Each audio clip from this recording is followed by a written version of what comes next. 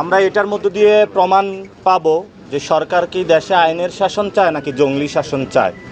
দুপুর থেকে আমরা জঙ্গলি শাসনের মধ্য দিয়ে গিয়েছি, অবশেষে সরকারকে যখন গলা চিপে ধরেছি তখন সরকার হলো মামলা নিতে বাধ্য হয়েছে। তো আমরা পুরো 18 কোটি মানুষেরকে বলবো, সরকারের আপনারা গলা চিপে ধরুন, যাতে সরকার আইনের শাসন বাস্তবায়ন করে, কোনো জঙ্গলি শাসন নয়, এবং আইনমন্ত্রী তার বাড়ি থেকে আইনের শাসন বাস্তবায়ন শুরু করবেন বলে আমরা আশা রাখি। স্বরাষ্ট্রমন্ত্রী দেশে বিভিন্ন জায়গায় কথা বলছেন, কিন্তু থানার যে পরিস্থিতি, তার থানাগুলো ওনার ভিজিট করা প্রয়োজন। এটা কোনো থানা নয়, এটা আমাদের মধ্যযুগীয় বর্বরতার একটা যদি কোনো নিদর্শন থাকে সেটা হলো বাংলাদেশের বর্তমান থানাগুলো। এটা নির্যাতিত মানুষের জন্য আরও অভিশাপের জায়গা।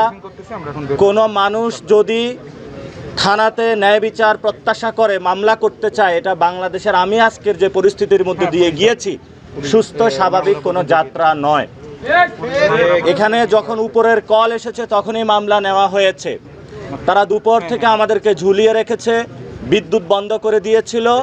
আমরা সুনির্দিষ্ট তথ্য প্রমাণের ভিত্তিতে 8 জনের নামে মামলা দিয়েছি।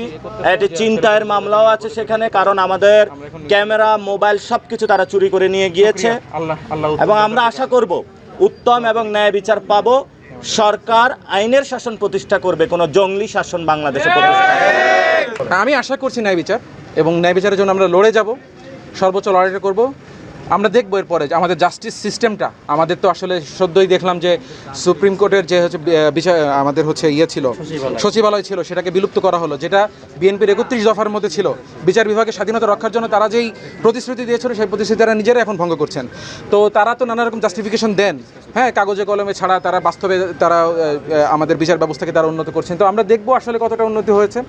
তাদের দলের অফেন্ডার, হামলাকারীরা আইনের আওতায় আসে কিনা, সঠিক বিচার তাদের বিচারের সম্মুখীন তাদেরকে করা হয় কিনা, এটা আমরা দেখব।